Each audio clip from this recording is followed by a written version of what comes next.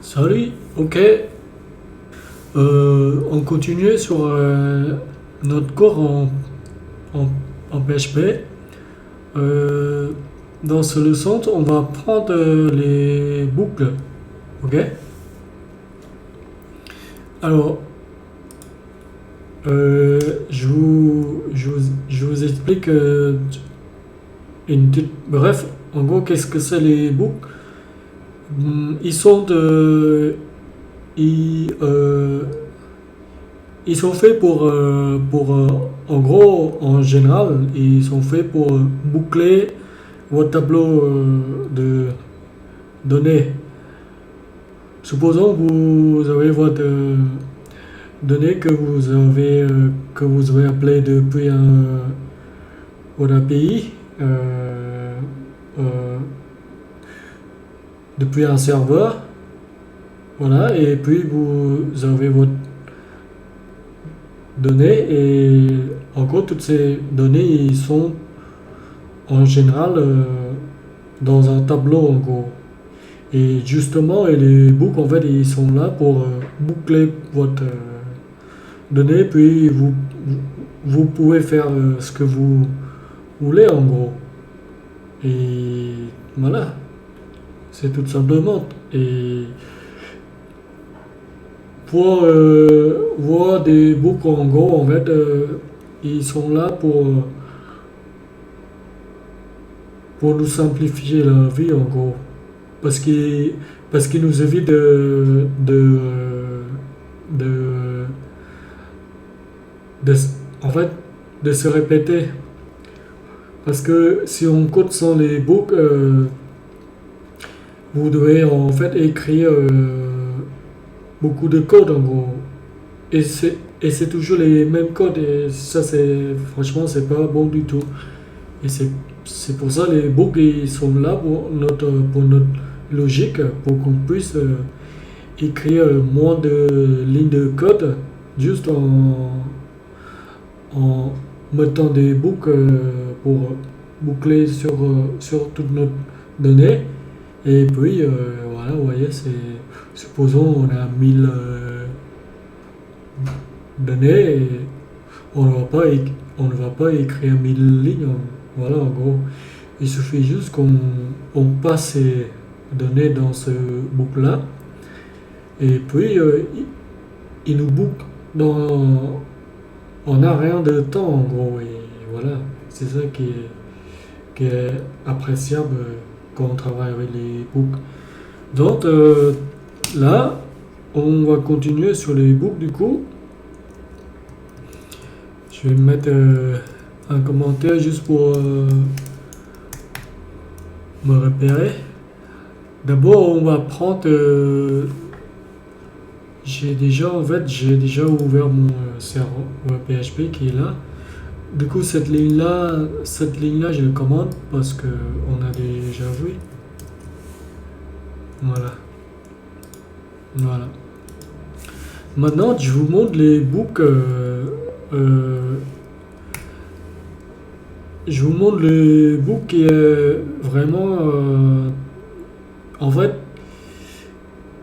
qui est classique en gros. Et il est souvent utilisé dans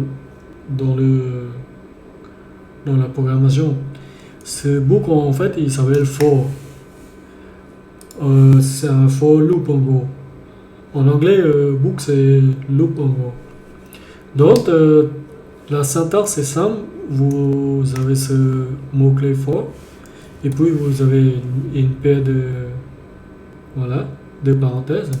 Puis, vous avez une autre paire d'accolades. Pardon. Une autre paire d'accolades. Voilà. Et tout ce que vous mettez dans le for, c'est une sorte de base. En gros, c'est le format du book for. En gros. D'abord, on déclare une variable. Ok. En général, on l'appelle i en gros. C'est i. En général, vous pouvez très bien mettre A ou B ou C quand vous souhaitez, c'est pas un souci, mais en général, dans le dev, on met en général I ou J, I ou J en gros. Donc, on déclare notre variable et en général, on l'initiale à 0 en gros. Maintenant, je mets 0 et puis on met un point virgule. Ok. Puis on reprend cette variable en gros. Puis on dit que si, là en gros, supposons si I il est inférieur à 10, ok, là cette deuxième instruction là, en fait, si vous voulez, c'est une condition, ok, ça c'est la déclaration, c'est une instruction qu'on initialise notre variable, puis on teste, ok, c'est une condition, puis on incrémente I, ok, on incrémente I, on met en gros, on va tout simplement plus, ok, le I++ là, c'est un raccourci de ça en gros, vous pouvez faire ça, ou vous pouvez mettre I plus 1 en gros, c'est la même chose, ok. Pour vous dire que c'est la même chose, je vais laisser, puis je vais revenir avec l'autre I, avec le signe plus, ok.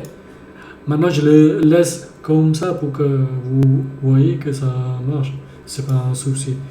Maintenant ce que je voulais faire dans ce book, c'est que je vais faire echo. Ok, je vais faire echo juste là, je concate là, je mets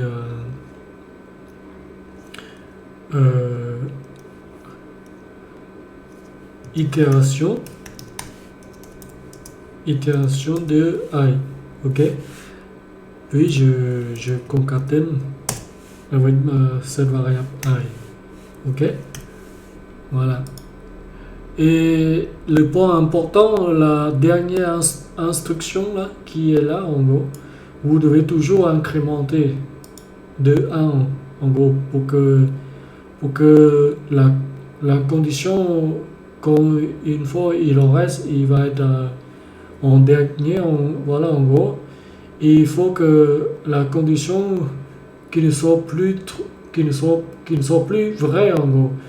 Si la condition est toujours vraie, votre book il sera toujours, il deviendra un book infini. Et c'est ce qu'on évite dans le code parce que ça plante en gros. Ça plante votre code, votre machine, et donc c'est pas bon. On incrémente toujours I, c'est-à-dire I. Soit on fait à la version longue, voilà, comme ça, soit on met I++. Mais pour l'instant, je laisse comme ça pour... voilà. Maintenant, si j'exécute ce code, et là, vous avez vu itération 0, itération 1. Là, je mets juste I. Voilà. Oui, ils sont collés, là je mets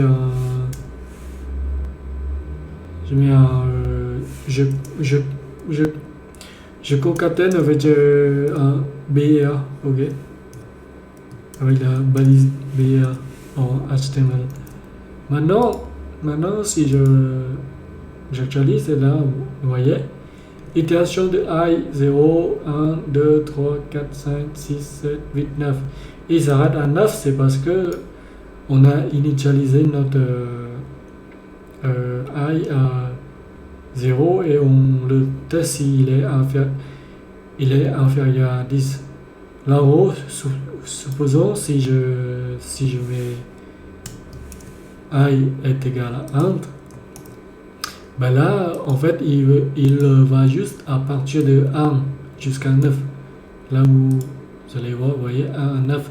Et pourquoi il ne s'affiche pas 10? C'est parce que si i il est inférieur à 10, ok? Parce qu'on a testé, là, on check si i est inférieur à 10. Du coup, il ne s'affichera pas 10. Quand il est à 9, ben, il s'arrête, en gros. Et, et, et, et pourquoi il s'arrête? C'est parce que c'est grâce à ce i là, en gros, qu'on incrémente de 1 à 1. Quand il sera 11, vous voyez, quand il sera 10, bah, en fait, il ne rentre plus dans cette condition-là. Et c'est pour ça il s'arrête. Et c'est une bonne cause. Si on n'incrémente pas i, bah, vous allez voir votre i qui s'affiche à l'infini, même fait bugger votre PC en gros. Ok? Donc, pour vous montrer, là c'est une version longue, là, la dernière instruction, je peux faire i plus plus, ça c'est une version courte, voilà, comme ça, et c'est la même chose. Vous voyez, c'est la même chose, rien ne change.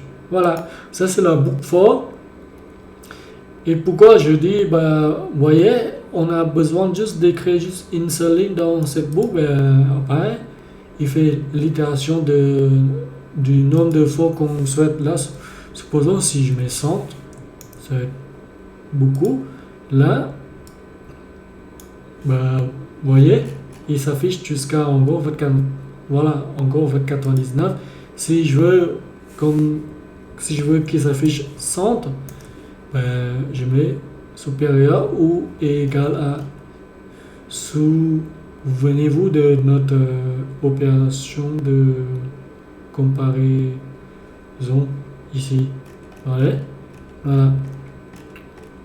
Là, il va s'afficher bien à 100, vous voyez, de 1 à 100, c'est parce que j'ai démarré ma variable i à partir de 1. Je peux très bien, en général, quand vous faites les boucles, vous démarrez toujours à partir de 0. Et pourquoi? C'est parce que en fait, il faut qu'il soit cohérent avec le tableau, parce qu'en fait, comme on sait que le tableau, son index, et si on fait l'itération sur les index du tableau, son index il est toujours à 0. C'est pour ça, vous voyez, en général, on met juste 0. Et voilà. Maintenant, si je sauvegarde, et là, il va bien compter de 0 jusqu'à 100. C'est parce que j'ai mis encore une fois inférieur ou égal à 1. Ok?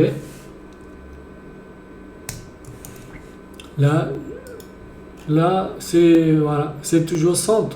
En gros, c'est 100 lignes en gros. C'est parce que là, on commence par 0, vous voyez. Voilà. Et là, en gros, vous pouvez en fait boucler à l'envers. Je vous explique aussi. Là, en fait, on le fait comme d'habitude, en gros. C'est-à-dire, on va de 0 jusqu'au 100, vous voyez. On peut très bien en fait, boucler de 100 à 0. Dans ce cas-là, c'est très simple. Vous devez en fait faire votre variable ici, vous l'initialisez à 100, ok. Et puis vous testez 0 ici en gros. Là, en fait, je teste mon variable, il est à 100, ok. Maintenant, je teste si i est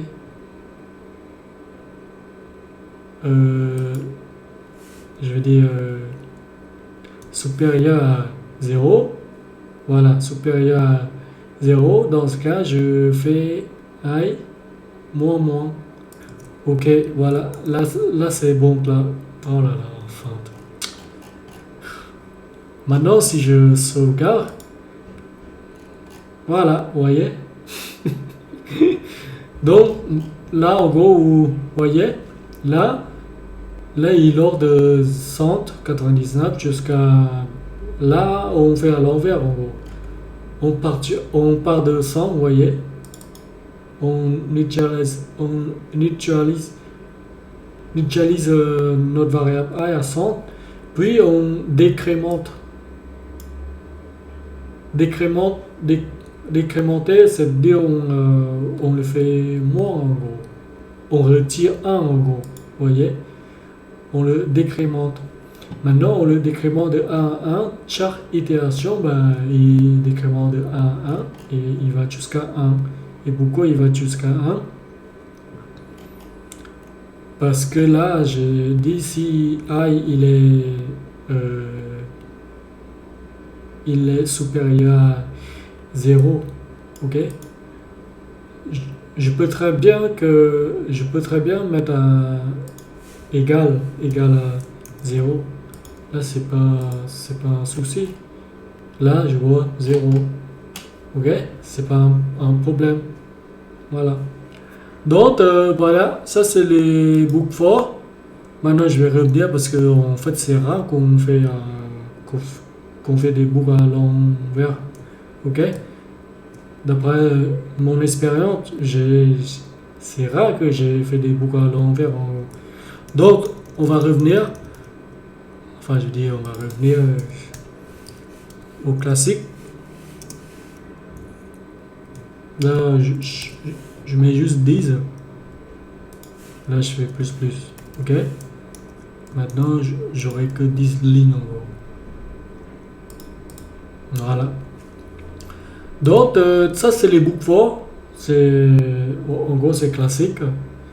Vous avez un autre boucle. Là, je mets juste boucle, itération de boucle. Voilà, comme ça, pour que vous puissiez voir que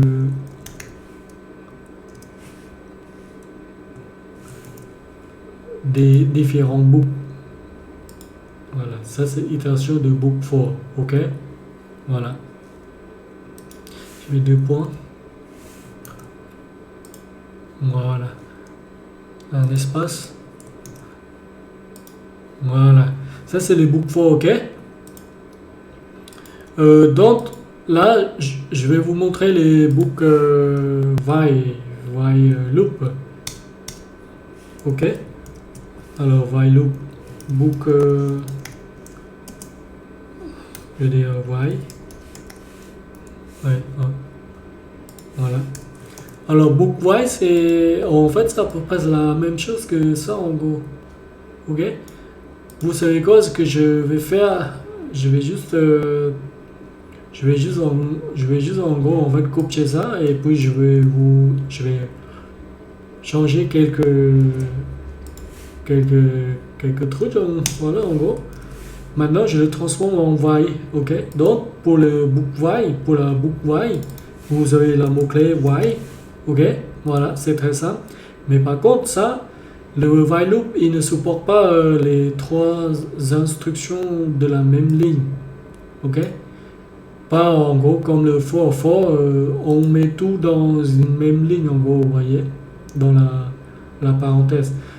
Dans la boucle while, c'est ce qu'on met dans cette parenthèse. On met juste la condition, c'est celle-là en gros, ok. Donc, les deux autres, on doit les faire sortir dehors. C'est-à-dire, celle-là, je dois en fait d'abord le sortir, je le sors, puis je le déclare juste en haut en gros. Ok, là c'est fait, vous voyez. Et celle-là c'est pareil, sauf que je le sors juste de cette parenthèse. Mais par contre, je le mets à l'intérieur de la boucle. Et il faut toujours incrémenter, ok. Parce que si vous ne l'incrémentez pas, vous avez une boucle infinie comme celle-là aussi. Il doit incrémenter, sauf qu'on met tout à la ligne. Dans une seule ligne dans la parenthèse de for, vous voyez. Mais par contre, while loop, il faut que vous déclarez séparément, c'est-à-dire vous déclarez votre variable en haut puis vous mettez votre book why, puis la condition qui est dans la, la parenthèse, puis vous incrémentez votre variable de 1 à 1. Maintenant, je change juste pour vous dire que ça va faire la même chose. Ok. Et donc, j'ai mis mon book why ici. Là, vous voyez, c'est la même chose. Ils font du même boulot. On peut dire ça. Hein. Donc, pour moi, c'est de là, je ne vois aucune différence, mais j'ai une règle à respecter. C'est que vous utilisez le book for, la book for quand allez, on peut dire que la book for quand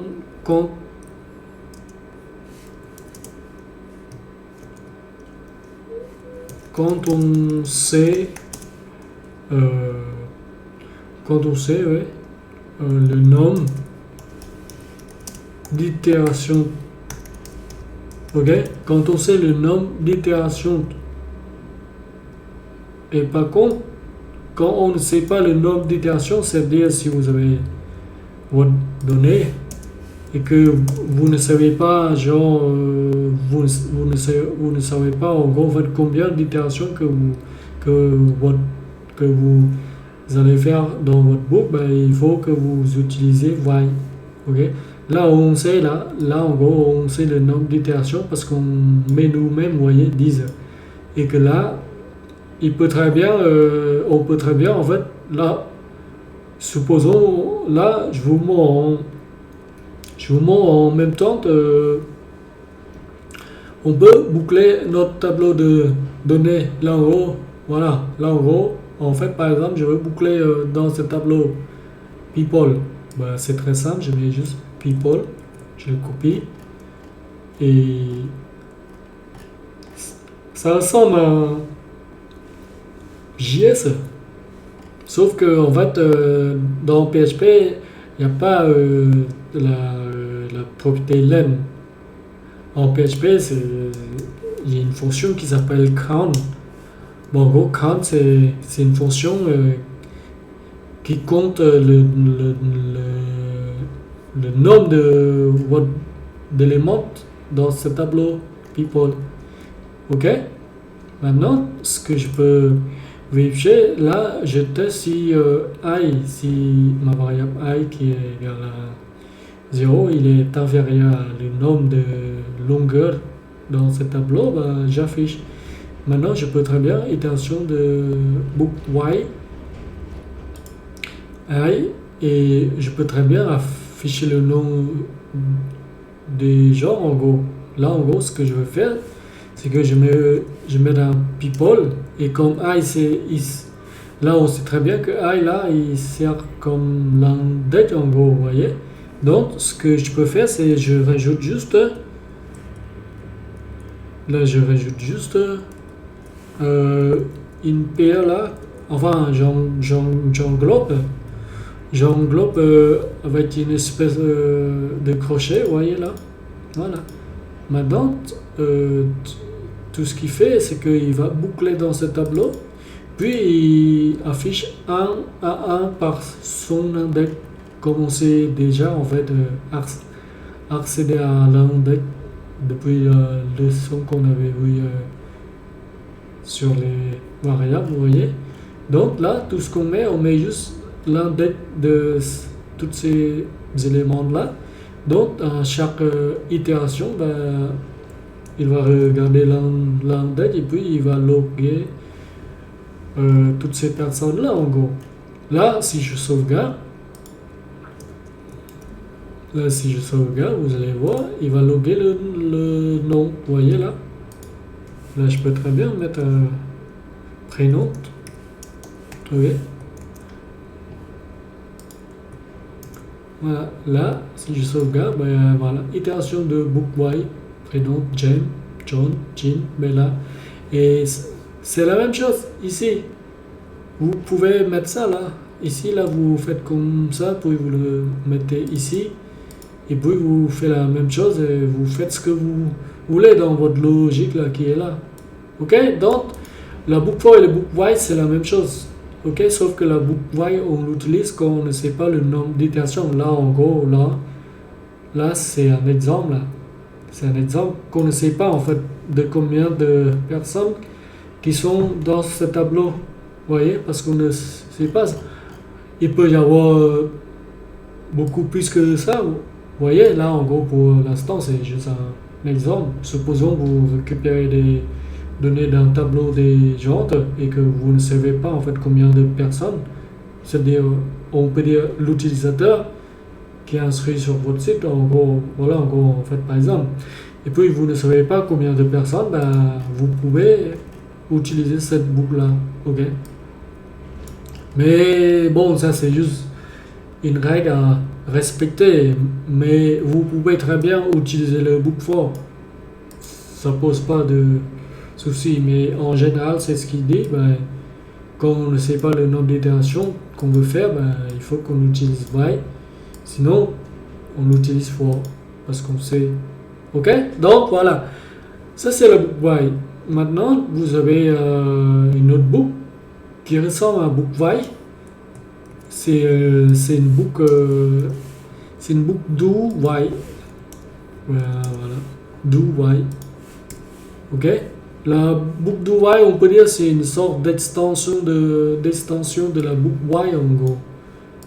Mais la première, il a do. Ok?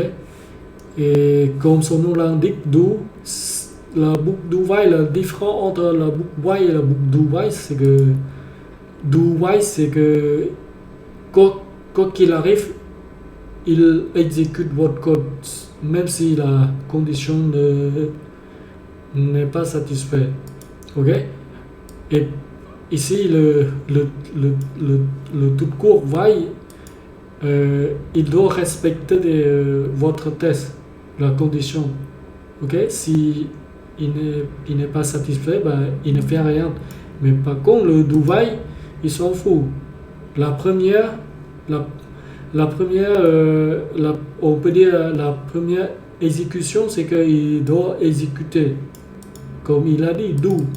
Il do d'abord, puis il vérifie, vous voyez. Il fait d'abord, il s'en fout, pour la première, en gros, on peut dire ça, puis il vérifie la condition. Là, je vais vous montrer, c'est la même chose. Là, ce que je vais faire, je vais juste en fait copier ça et puis je vais changer. Voilà, comme ça, juste pour vous dire que là, le while en gros, par contre, ici, là, supposons, là, ici, vous devez mettre do en gros, ok? Et par contre, vous ne mettez pas la parenthèse, vous mettez juste do.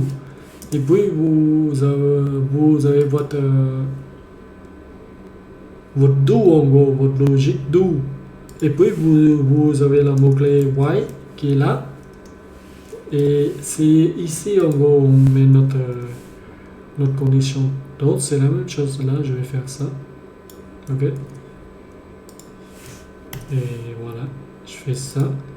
Et donc, ici, j'incrémente. Je copie de la même chose. Ok. Ok. Là, en gros, pour vous montrer que malgré la condition n'est pas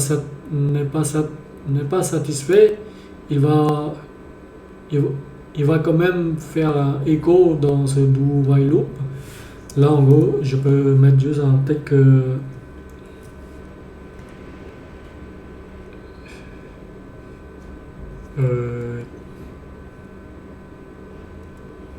je fais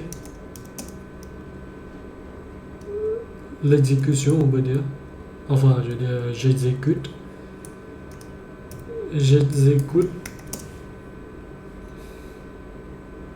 cette ligne quand même,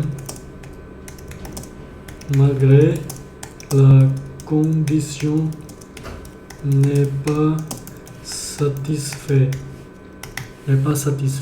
Ok, voilà. Voilà. Là, en gros, pour vous juste dire, et là, en gros, si je ne fais rien, là, en gros, pour l'instant, si je ne fais rien, ben, attendez juste, je mets juste un HL là, pour séparer, comme ça, on peut distinguer. Voilà, là, c'est notre boucle d'ouvert, vous voyez. Là, je mets un autre HR pour, en gros, pour la parenthèse. Non, enfin, je veux dire pour... non, le BR, je veux dire pour mettre à la ligne en gros. Voilà. Ok. Là, en gros, ce que vous voyez là, en gros, ben... malgré, vous voyez, malgré, même si la condition elle est satisfaite, je lance cette ligne, je fais un écho cette ligne et il va s'afficher tout simplement, vous voyez. Chaque itération, ben, il s'affiche. Il s'affiche. Là, c'est la condition, elle est satisfaite. Ok? Supposons la condition elle n'est pas satisfaite. Là, en gros, là, je déclare ma variable. Là, je vais déclarer que cette variable, elle est à 100. Ok? Voilà, pour vous dire que ben, là, en fait, là, en gros, je teste. Si I, il est inférieur au nombre, aux longueurs du tableau, ben là, pour l'instant, le tableau, il a que 1, 2, 3, 4. Il a que 4 éléments dedans, vous voyez? Donc, I 100, il n'est pas inférieur à 4, donc il ne va pas afficher cette ligne-là en gros. Ok? Il va juste afficher ça en gros. Et là, pour vous dire que c'est ce qu'il fait, comme son nom l'indique, do while. Ok? Maintenant, si j'exécute, attendez juste, warning array 100 in undefined array key.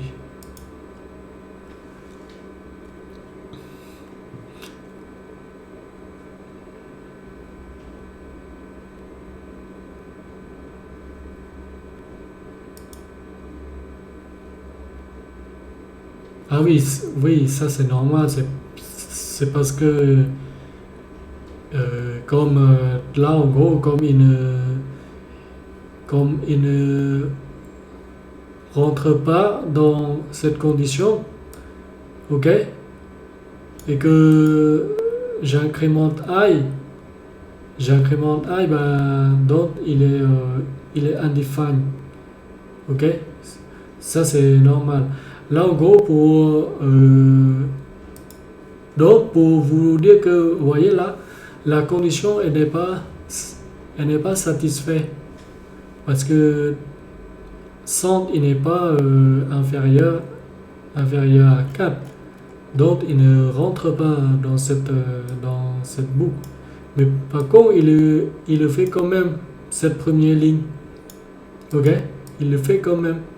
Malgré la condition elle n'est pas satisfaite, il exécute quand même. Donc c'est ce qu'il a dit en gros. Je fais d'abord, puis je vérifie la condition. Quoi qu'il arrive, je fais d'abord. Là, dans le Dubaï, le plus utile, c'est que si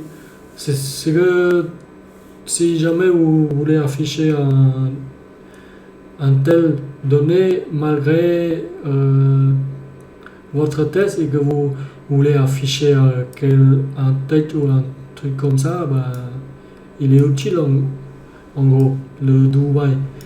Mais en général, c'est rare. En général, c'est rare. C'est rare qu'on le trouve. Enfin, c'est pas c'est rare, on le trouve. C'est rare qu'on l'utilise en gros. Le Dubaï. Moi, j'ai rarement utilisé le Dubaï en gros. C'est presque jamais en gros. Mais donc, sachez juste ce boucle Dubaï, il existe. Elle existe. Ok? Là, vous voyez juste cet écho.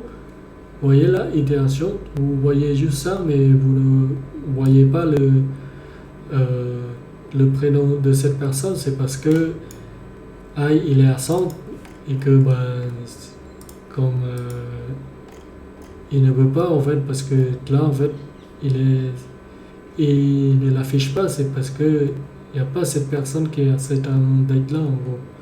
Ok. Voilà. Donc ça c'est le book du Wai et voilà. Et puis j'ai quoi comme book? Après vous avez une book qui s'appelle For Rich.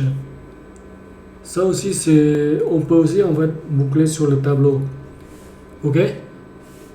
Donc là je vais mettre à 0 comme il était.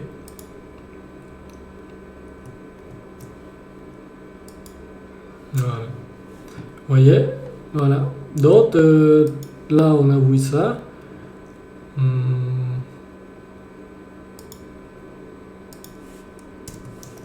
Maintenant je vous montre le book. J'ai une book en PHP qui s'appelle For Each. Book for each. La book for each, en gros, il est utilisé aussi pour boucler pour faire une boucle de votre donnée en gros. Il faut que je me renseigne vite fait parce que, comme je vous avais dit, ça fait longtemps que j'utilise pas le PHP. For each PHP. Ce que je voulais voir, c'est syntaxe en gros. Ok. Alors c'est syntaxe, c'est ça en gros. Ok. C'est syntaxe, c'est ça en gros. Voilà. D'abord vous avez le mot-clé for each. Ok. Après vous avez votre paire de parenthèses. Ok. Et puis vous avez une paire d'accolades. Voilà. Et donc, dedans, vous avez votre élément. Là, en gros, supposons on veut louper toujours sur ce tableau de données de people. Vous avez votre tableau, ok, qui est en pluriel. Puis, vous les extrait en gros. S, c'est à peu près, on peut dire c'est l'extrait en gros. On l'extrait S, ok. On l'extrait à une personne, chaque personne en gros. Donc, ce que je vais mettre, c'est que S, donc, je dois mettre dans une variable, donc je mets en gros en fait person, ok, voilà, as person, ok, people as person. Là, j'ai déjà cette variable pour éviter. Mais je pense pas qu'il va utiliser cette variable. Bon, on verra si j'ai une erreur. On va en fait changer parce que il me semble j'ai déjà en fait déclaré cette variable ici, vous voyez, et que là j'ai une autre variable qui s'appelle le même, mais je pense pas il va récupérer la variable qui se trouve en haut. Je pense qu'il va prendre cette variable que je viens de mettre ici. Donc ce que je vais faire la même chose là. Ce que je vais faire, c'est juste je fais comme ça, je fais un écho. Maintenant, mais par contre, vous ne mettez plus comme ça en gros people et indate parce qu'il n'existe plus là. C'est ce qu'il existe, c'est chaque personne là. Donc ce que vous mettez, c'est la singulier du people en gros. Ok. Maintenant vous mettez person. Voilà. Et là, si je sauvegarde, vous allez voir, il fait la même chose. Il fait de la même chose que tous les autres bouts. En gros. Maintenant, là, je mets juste for each pour qu'on distingue de chaque bout. Là. Et n'hésitez pas quand vous avez des doutes comme ça, là, comme moi, là, vous voyez. Vous tapez ce que vous voulez recherchez et puis vous tombez soit la plupart du temps vous tombez sur la documentation de PHP et donc c'est très bien, vous voyez, il vous donne toutes les infos. Et en gros comme ça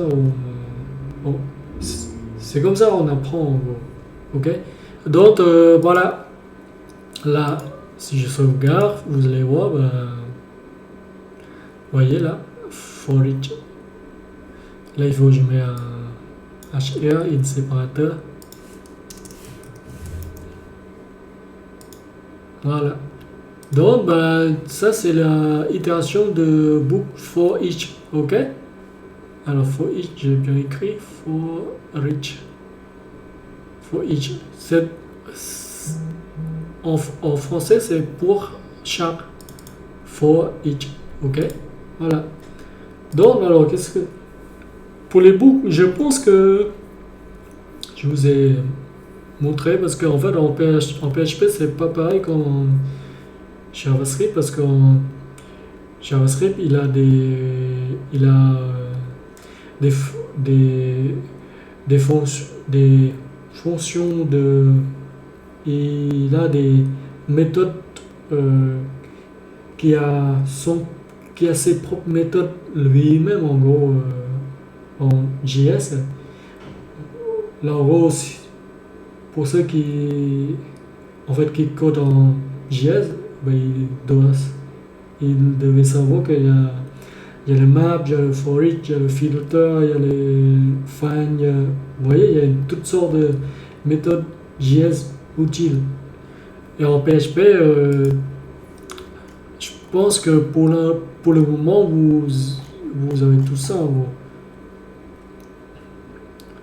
Donc, je pense que là, c'est les boucles basiques, là, vous voyez.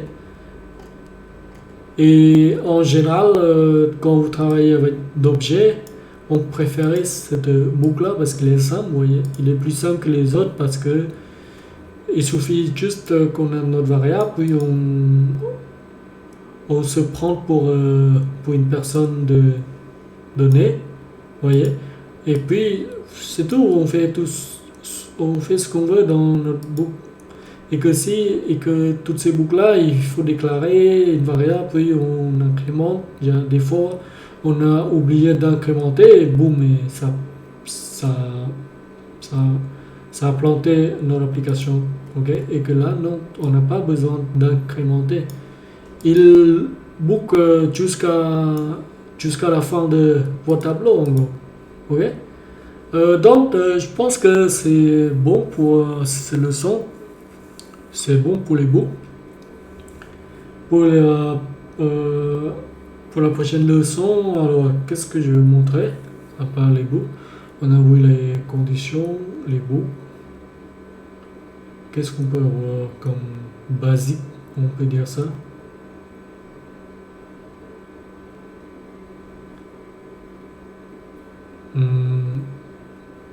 Bon, je vais voir. Dans tous les cas, on se voit dans la prochaine leçon. Ciao.